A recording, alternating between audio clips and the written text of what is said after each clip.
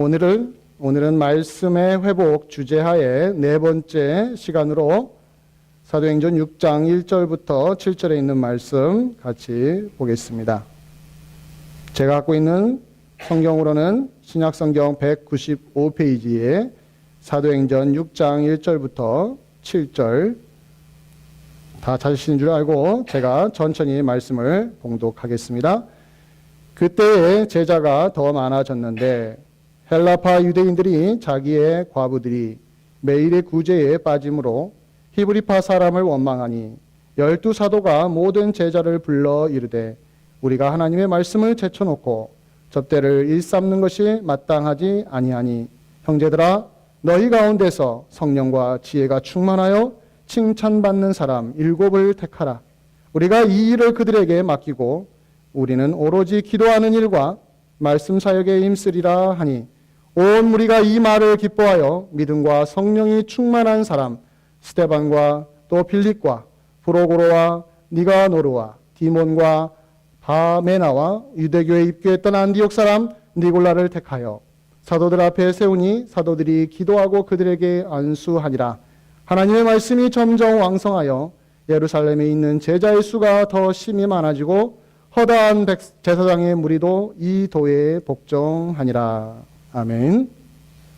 오늘 제목을 교회의 우선순위라고 정했습니다.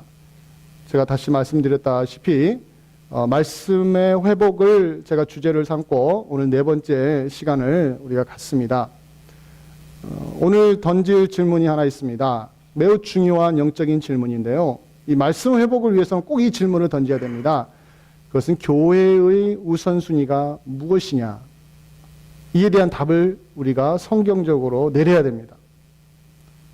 교회 사역에 있어서 교회가 해야 될 일이 되게 많습니다. 그 사역에서 제1순위가 무엇냐는 것이죠. 교회가 최우선적으로 쏟아내어야 될, 힘써야 될 사역이 무엇냐? 이 질문에 대한 답이 오늘 본문에 잘 나와 있습니다.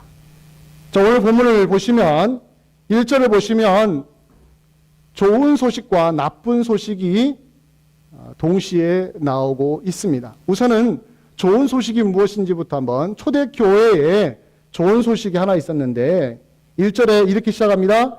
그때에 제자가 더 많아졌는데 이렇게 시작을 합니다. 그때에 제자가 더 많아졌다. 초대교회가 지금 두 가지의 좋은 소식을 경험하고 있다는 겁니다.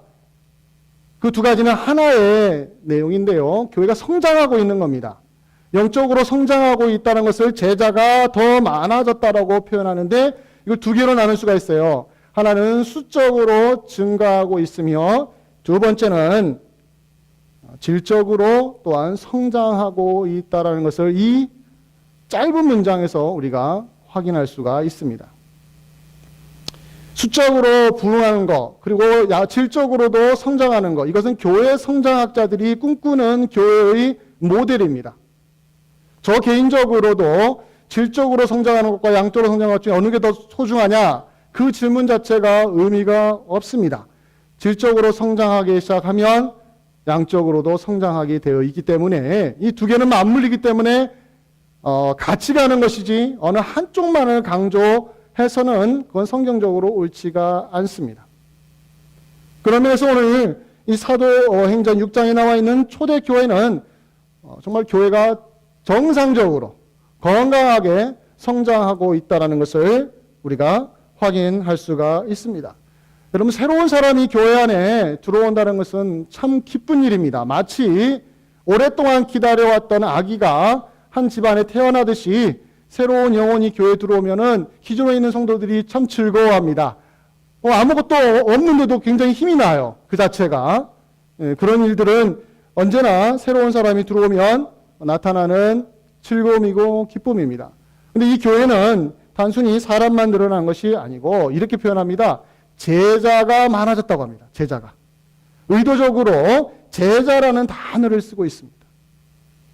이 제자는 말 그대로 아무나 지칭하는 내용이 아니고 예수 그리스도를 믿고 또 그분에게 삶을 헌신한, 즉 마태복음 28장 18절부터 20절에 나와 있는 아버지와 아들과 성령의 이름으로 세례를 받고 또 예수께서 분부한 모든 것을 지키는, 배우고 지키는 사람들, 그들이 바로 제자들인데 그 제자의 수가 많아지고 있다라는 것에서 이 교회가 얼마나 큰 위로를 받았을까 저는 상상을 해보는 거예요. 왜 이 교회가 위로를 받았냐면요, 초대교회 6장에 있을 당시에 이 교회는요 매우 힘든 시기를 경험을 하고 있었습니다. 안으로는 유대인들이 박해를 했고 밖으로는 로마가 박해를 했습니다.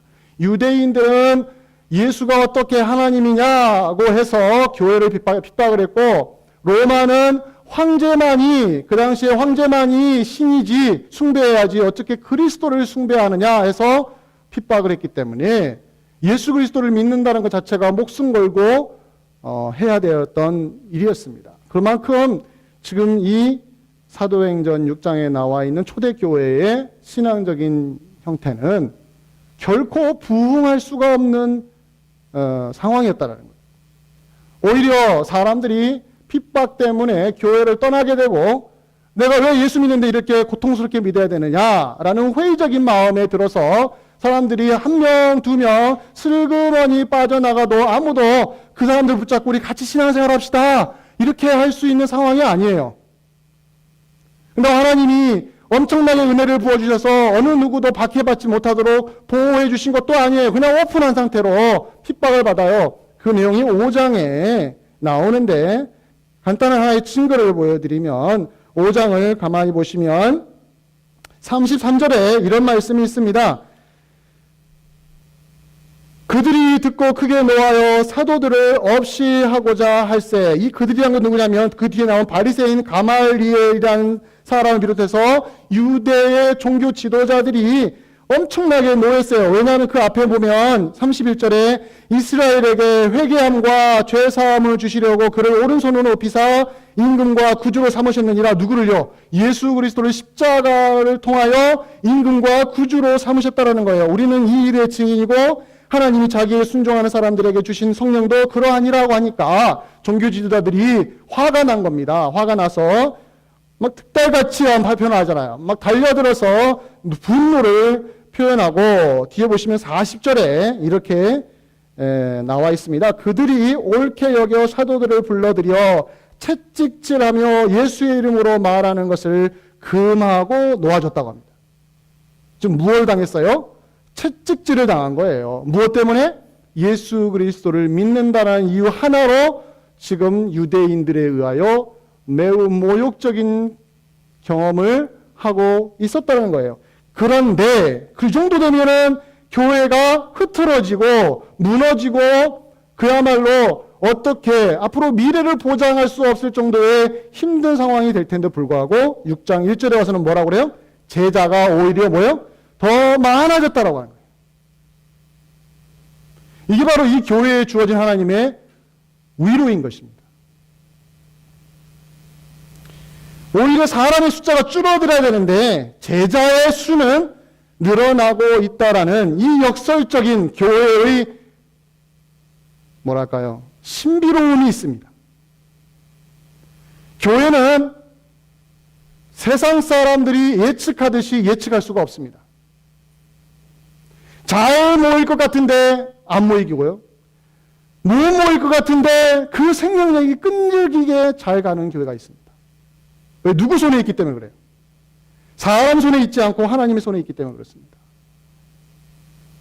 교회는 언제나 사람이 다 움직이는 것처럼 보이지만 그 사람들을 뒤에서 역사하시고 변화시키시는 분은 하나님이시기 때문에 바로 이 교회가 어려운 상황 속에 있지만 하나님이 위로를 주셔서 제자의 수를 더해 주신 그 은혜가 저는 이거 보면서 우리 교회가 그랬으면 좋겠습니다.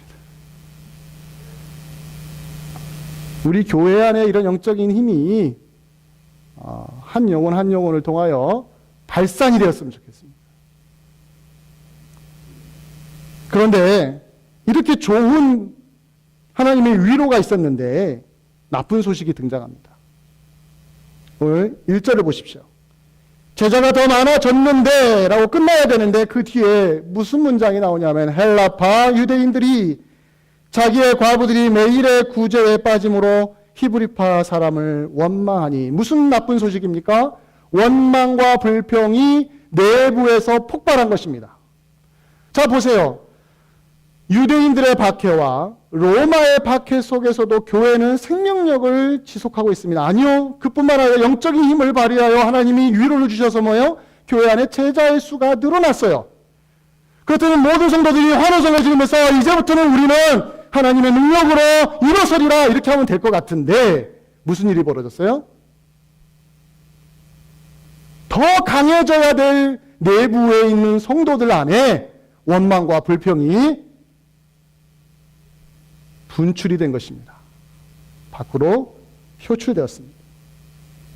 여기서는 원망함이라는 이제 밖으로 튀어나온 겁니다. 이 안에서 자기 내부적으로 몇 사람끼리 서로 이렇게 불평과 불만의 이유가 있었는데 이것들이 이제 집단화되면서 밖으로 드러나게 된 것이죠. 원망의 이유가 뭐라고 나옵니까? 헬라파 유대인들이 자기의 과부들이 구제에서 빠져버렸기 때문에 누구를 원망했습니까? 히브리파 유대인들을 원망했다는 겁니다. 자, 이게 무슨 말이냐면 당시 이 초대교회 안에 어떤 역사가 있었느냐면요. 과부들은 특별히 그 남편을 잃고 나면 이 그 사회 속에서는 경제력을 전혀 갖지를 못합니다. 누군가가 도와주지 않으면 살 수 없는 위치가 1세기 당시의 과부들이에요.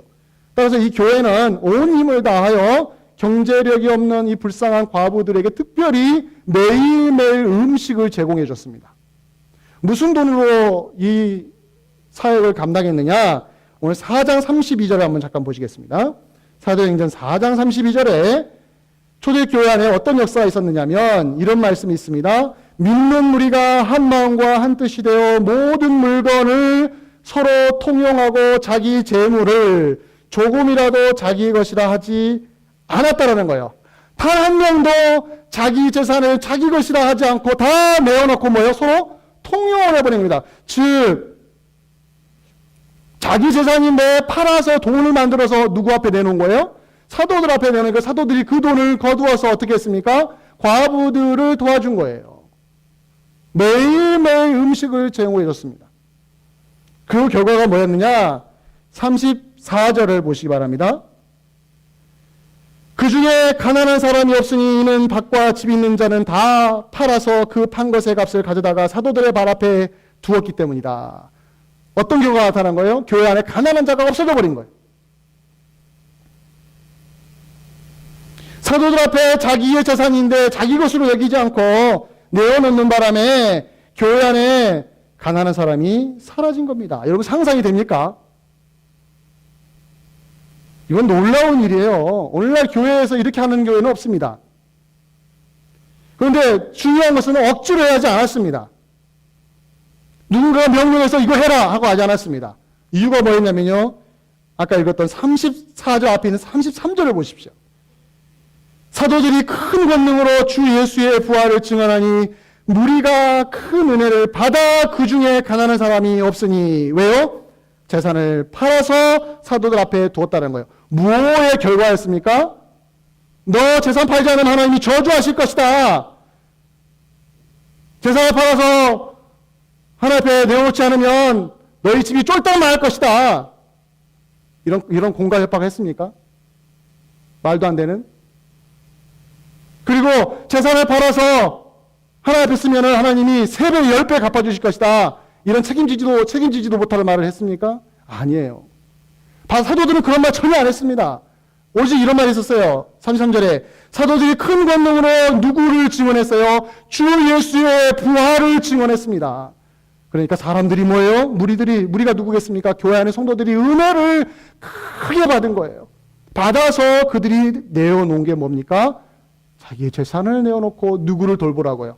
옆에서 굶어 죽는 사람들을 돌보라고 그런 일들을 해낸 것입니다. 큰 은혜가 만들어낸 결과가 뭐냐면 교회 안에 가난한 사람이 없어질 정도로 성도들이 서로를 돌봐 주었다라는 거예요. 이 정도면 여러분 기가 막힌 교회 아니겠습니까? 모든 목회자들이 이거 꿈꾸지 않겠어요? 저도 이거 꿈꿉니다.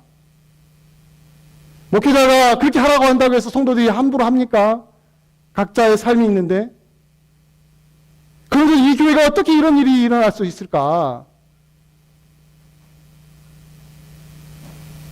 은혜만이 이 결과를 만들어냈다는 거에 아하, 하나님의 손에 있구나. 제가 그것을 다시 한번 오늘 본문을 통하여 확인했어요.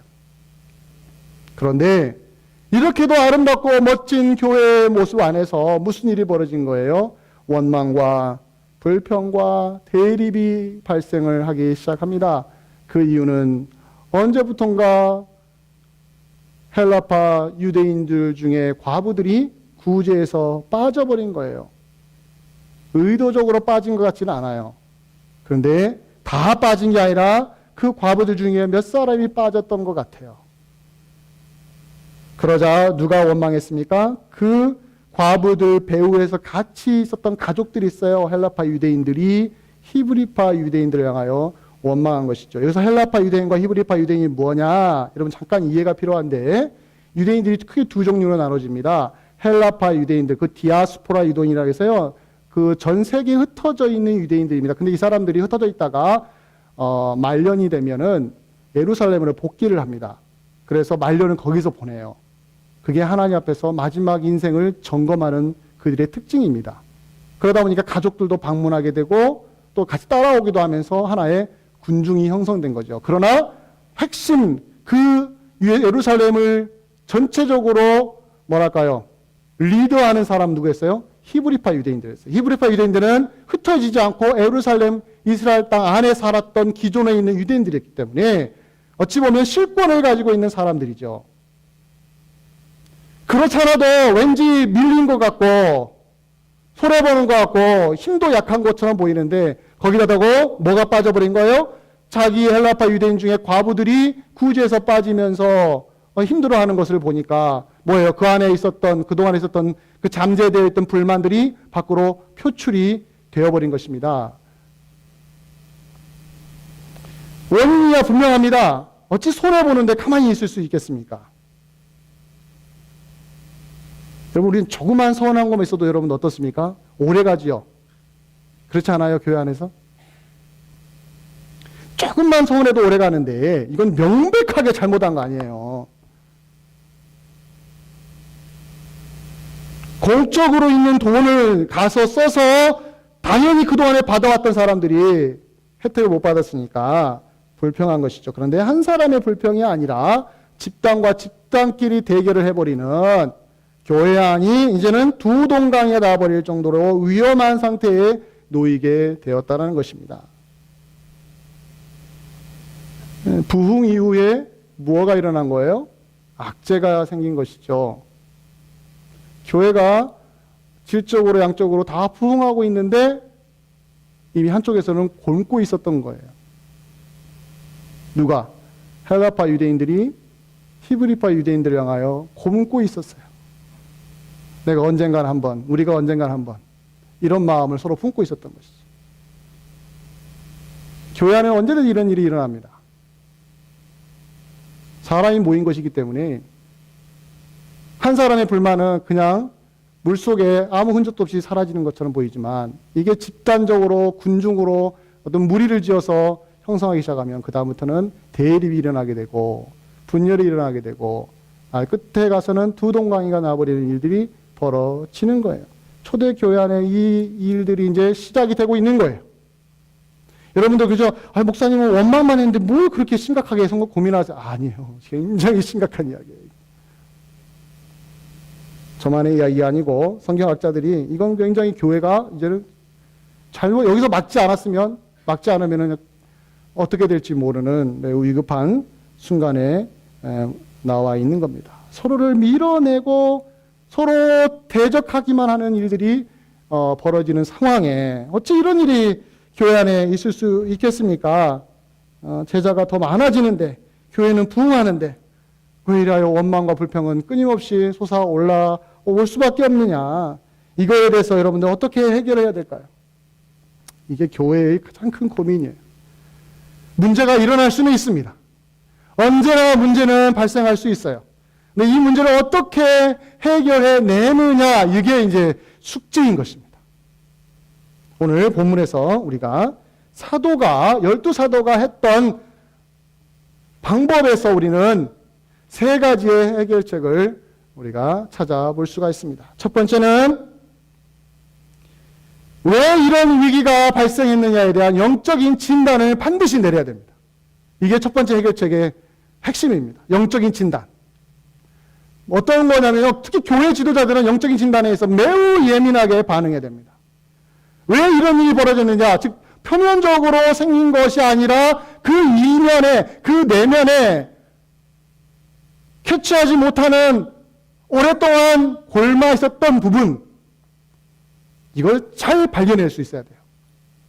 그게 영적인 진단인데, 이와 같습니다. 마치 의사들 중에 훌륭한 의사와 훌륭하지 않은 의사를 뭐로 구분합니까? 무조건 빨리 낫게 하면 훌륭한 의사입니까? 아니에요. 그렇게 하시면 여러분 큰일 납니다. 진짜 훌륭한 의사는 뭐냐면요, 시간을 두고 길게 보면서 가장 근본적인 원인을 발견해서 뭐예요? 그걸 치료해내는 거예요. 이게 훌륭한 의사예요. 그러나 단방약으로만 환자들을 현혹시키는 의사도 있습니다. 환자가 요구하니까 감기약 먹는데 바로 나서야죠. 그러나 의사는, 진짜 좋은 의사는 그렇지 않습니다. 마찬가지예요. 영적인 진단도 마찬가지입니다.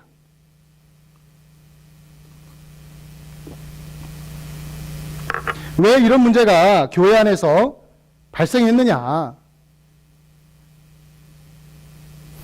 겉으로 드러나는 현상적인 것만, 임시적인 처방만 해서는 이걸 해결할 수가 없습니다. 사도들이 내놓은 해답을 한번 볼까요? 2절을 보십시오.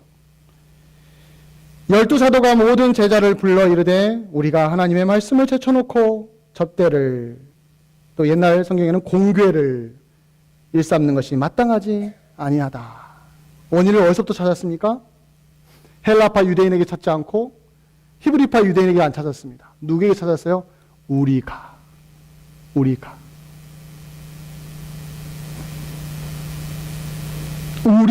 문제였다. 우리가 12사도가 문제였다는 거죠. 뼈아픈 자기 반성입니다. 사도들이 지금 어느 편도 들지 않았습니다. 양쪽에 어느 편도 들 수도 있어요. 왜요? 이 사도들은 헬라파 유대인이에요? 히브리파 유대인이에요?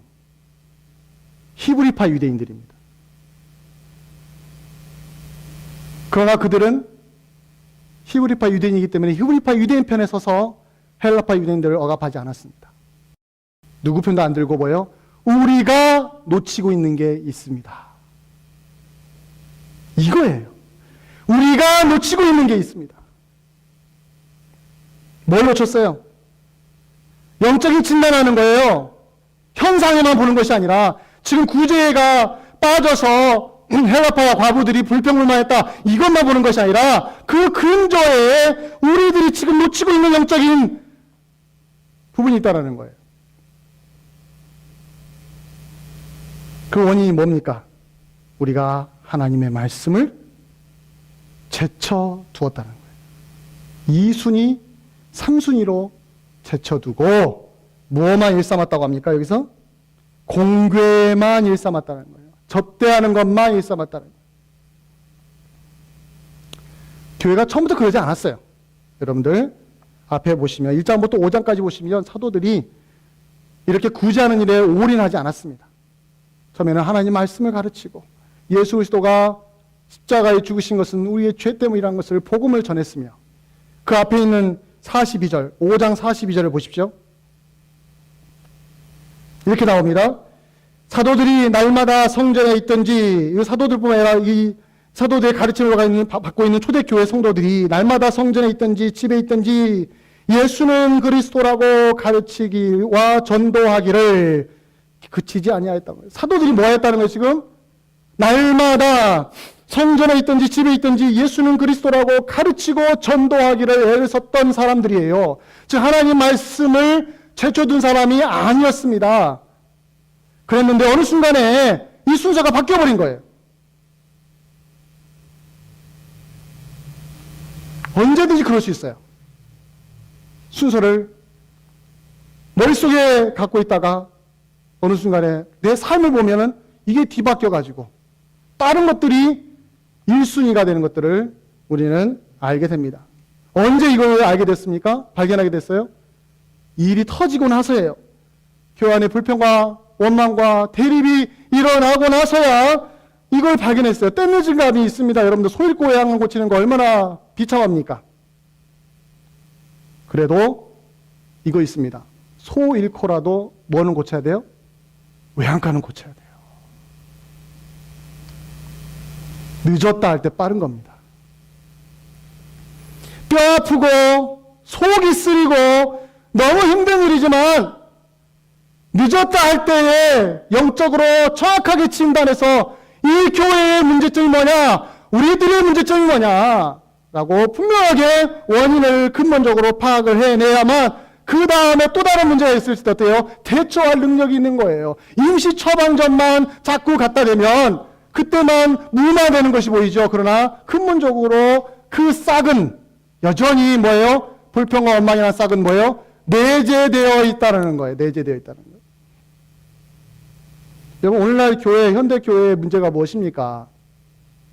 바로 이렇게 가장 1순위에 있어야 될 것들이 2순위, 3순위에 밀리면서 교회가 힘을 잃고 있다는 거예요.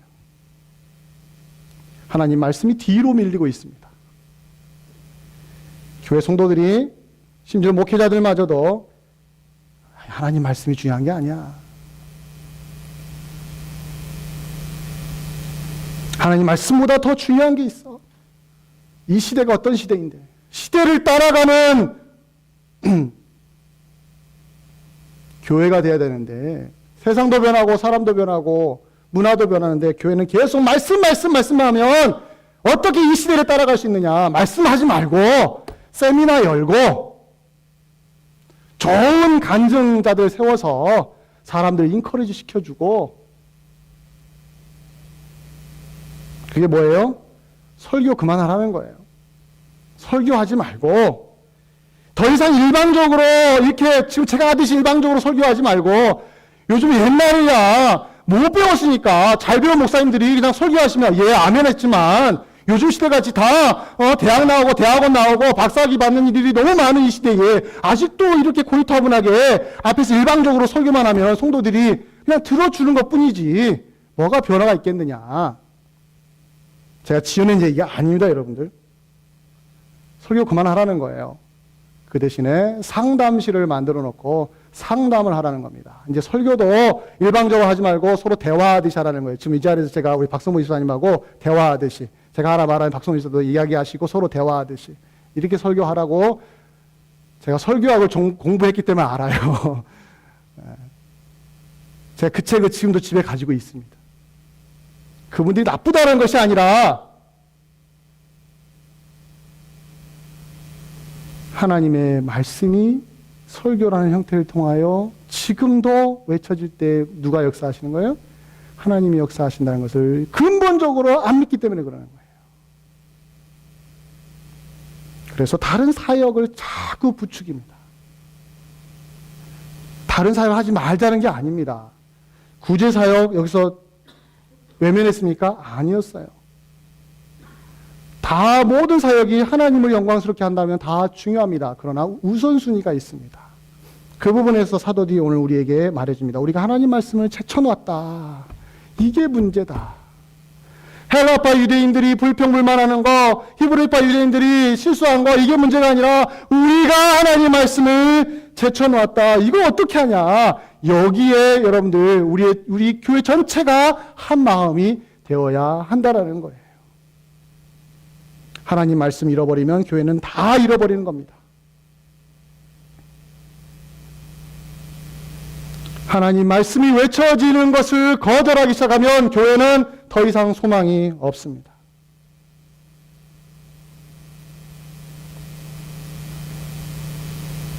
교회 안에서 정말로 밀리지 말아야 되고 포기되지 말아야 될 것은 말씀의 사역입니다. 이건 모든 성도들이 다 같은 마음으로 이 부분에서 열려 있어야 됩니다. 그게 바로 오늘 사도가 문제가 일어났을 때에 우리에게 진정한 문제는 말씀을 제쳐두고 다른 사역을 1순위로 하는 바람에 이런 일이 벌어졌다. 뒤에 보시면 어떻습니까? 온 성도들이 다 기뻐했다고 합니다. 다 어그리한 겁니다. 두 번째 해결책이 있습니다. 여기서 끝나지 않았어요. 원인을 진단했습니다. 영적으로 무엇이 문제인지를 근본적으로 파헤쳤습니다. 발견했습니다. 그 다음에 어떻게 해야 돼요? 대안을 제시해야 됩니다. 대안이 없는 비판은 필요가 없습니다. 여러분들 대안 없는 비판이 제일 무서운 거 아시죠? 그냥 비판해버리고 그럼 어떻게 이야기를 원하십니까? 답이 없어요. 그냥 그건 안 된다라는 거예요. 이것처럼 답답한 게 어디 있습니까? 세상 일도 마찬가지예요. 마찬가지로 여기도 마찬가지예요. 바울 이전에 베드로를 위시한 12사도들이요. 단순히 우리가 하나님 말씀을 제쳐놨다. 그럼 어떻게 할 것이냐? 대안을 말해요. 그럼 구제사역 하지 말 거냐? 아니라는 거예요. 구제사역도 뭐예요? 하나님의 사역이기 때문에 이걸 어떻게 해결? 내가 혼자 두 가지 일을 할 수 없는데 어떻게 할까? 내가 지금 나는 우리 드는 말씀을 이제는 다시 회복시켜야 되는데 그럼 그 일을 해야 될 사람들이 누가 있어야 되느냐? 뭐가 있어야 되느냐? 이건 대안을 이렇게 제시합니다. 3절을 보십시오. 형제들아 너희 가운데서 6장 3절 성령과 지혜가 충만하여 칭찬받는 사람 7명을 선택하라. 우리가 이 일이 뭐예요? 구제하는 일들을 그들에게 다 맡기겠다. 사도들이 내놓은 대안은 뭡니까? 일꾼을 세우는 겁니다. 이게 대안이에요.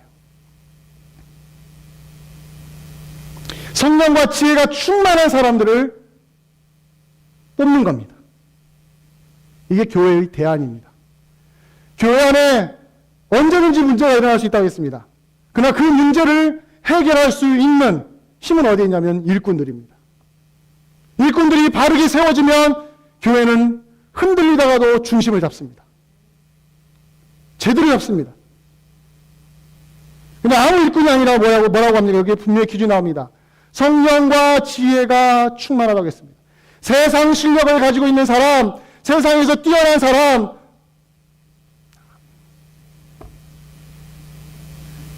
성령이 충만한 사람, 지혜가 충만한 사람. 그래야 뭐가요? 칭찬 듣는 사람.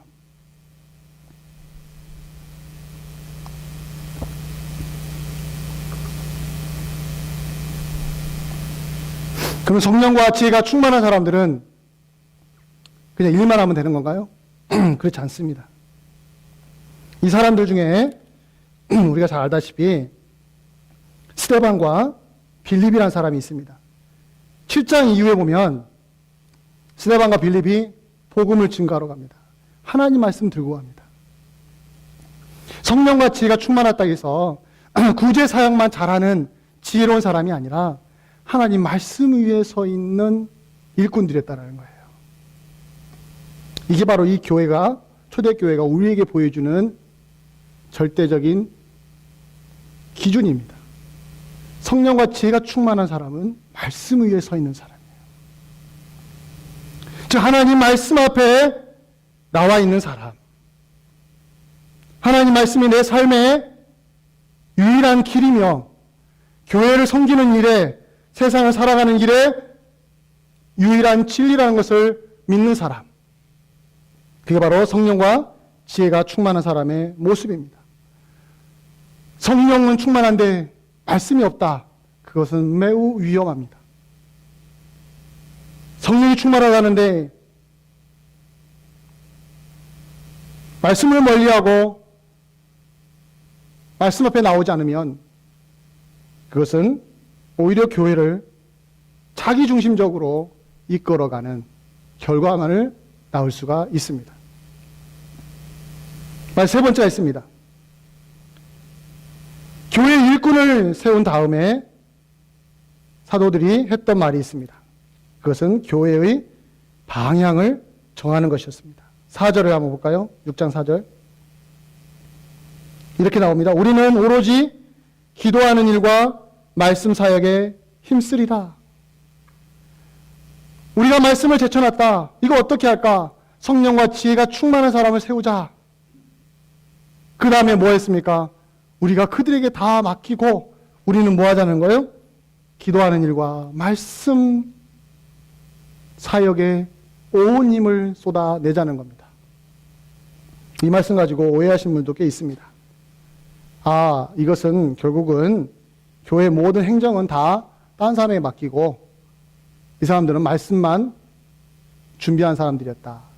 이렇게 이해를 해서 현대 교회가 다 그렇게 생각합니다. 네. 목사님은 말씀만 전하시고 나머지는 다 누가 해요?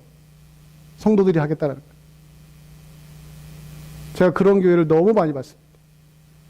텍사스에 있을 때도요. 전 대표적인 교회를 봤습니다. 그러면서 이 말씀을 말합니다. 이 말씀. 하나님 말씀을 연구하십시오. 나머지 일은 다 우리가 하겠습니다. 건강한 상태에서는 제일 좋은 샘플입니다. 모든 성도들이 하나님 말씀 앞에 나오면 그것처럼 좋은 시스템은 없습니다. 그러나 그들이 말씀에서 멀어지고 말씀을 가까이 하지 않고 말씀에 순종하지 않기 시작하면 목사님은 설교만 하시고 우리가 다 하겠다는 건 뭐가 되는 겁니까? 하나의 좌부로 보는 거예요. 좌부로. 말씀만 전하십시오. 신경 쓰지 마시고.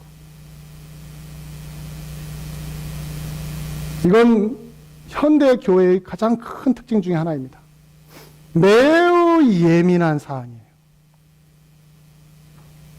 이걸 교회마다 거의 많은 교회들이 다 받아들였습니다. 그러다 보니까 목사는 설교꾼이 되어버렸습니다. 설교만 하는 사람이 되어버렸어요.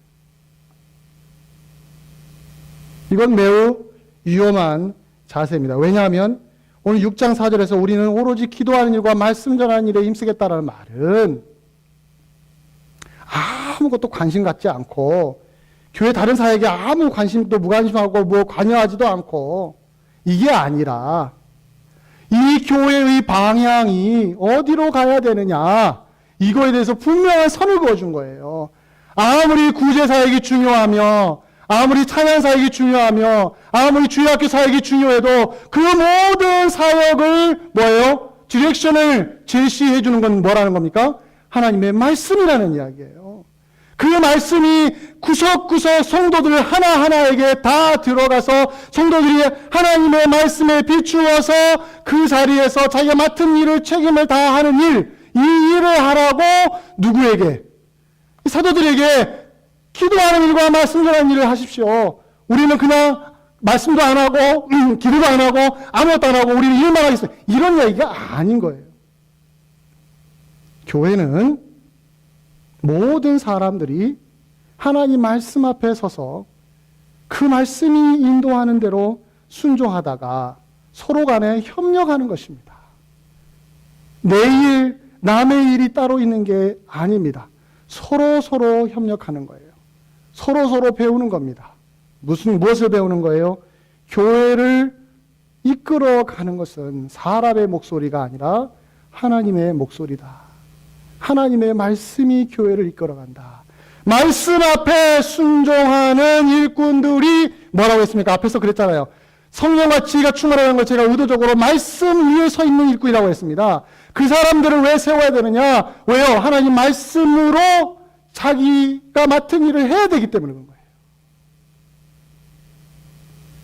이 부분에서 바른 일꾼이 안 세워지면 교회는 사람의 목소리가 흘러나오기 시작을 되게 되는 겁니다. 말씀은 필요 없게 됩니다. 말씀을 전하는 거 그냥 흘러 보내버리는 것입니다. 내 생각, 내 관점으로만 모든 걸 판단하게 되는 거예요. 그러면 앞으로 다시 돌아옵니다. 6장 1절을 보십시오.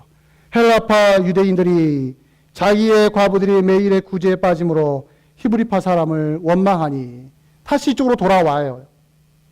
뭐가 없으면 모든 성도들이 예외 없이 다 하나님 말씀 앞에 나오지 않으면 다시 6장 1절로 돌아와서 교회 안에 뭐예요? 원망과 불평이 또 일어나게 되어 있습니다. 그러나 이것을 받아들이면 모든 사람이 하나님 말씀 앞에 쓰겠다고 하면 5절에 결과가 나옵니다. 온 무리가 이 말을 기뻐하여 믿음과 성령이 충만한 사람을 세웠다고 이야기합니다. 멋지잖아요. 누가 뽑았어요? 일꾼들을? 사도들이 안 뽑았어요. 성도들이 뽑았어요. 근데 누가 일러준 대로 뽑았습니까? 자기들이 결정했습니까? 아니에요. 사도들이 뭐라고 했어요? 성령과 지혜가 충만하고 칭찬 듣는 사람, 그 사람들을 뽑아 주십시오. 성도들이 안 거예요. 아, 성령과 지혜가 충만한 사람이 뽑아야 되는구나. 이 기준을 알고 어떻게 해요? 실천에 옮기는 거예요. 그래서 온 우리가 뭐예요? 이 말을 기뻐했다는 거예요. 여기 큰 힘이 있는 겁니다. 초대교회가 가지고 있는 힘은 바로 여기에 있는 거예요. 온 성도들이 그 말씀 앞에 나와서 기쁨으로 받아들여서 뽑았다라는 거. 이 힘이 어디서 오느냐? 바로 하나님의 말씀이 성도들의 가슴을 움직이며 모든 사람들이 말씀 앞에 머리를 숙일 때에 그렇다는 거예요. 여러분, 사람 앞에 머리 숙이는 게 아닙니다. 어떤 사람을 세워서 그 사람 말만 들으라고 하는 것은 그건 사이비 종교예요. 목회자라 할지라도 하나님 말씀 위에 서서 말하지 않으면 그것처럼 위험한 것은 없습니다. 마찬가지로 모든 성도들도 마찬가지예요. 하나님 말씀 아래에 언제나 자기 마음을 낮추고 그 말씀에 비추어서 순종할 때에 교회 안에서는 무슨 일이 벌어집니까?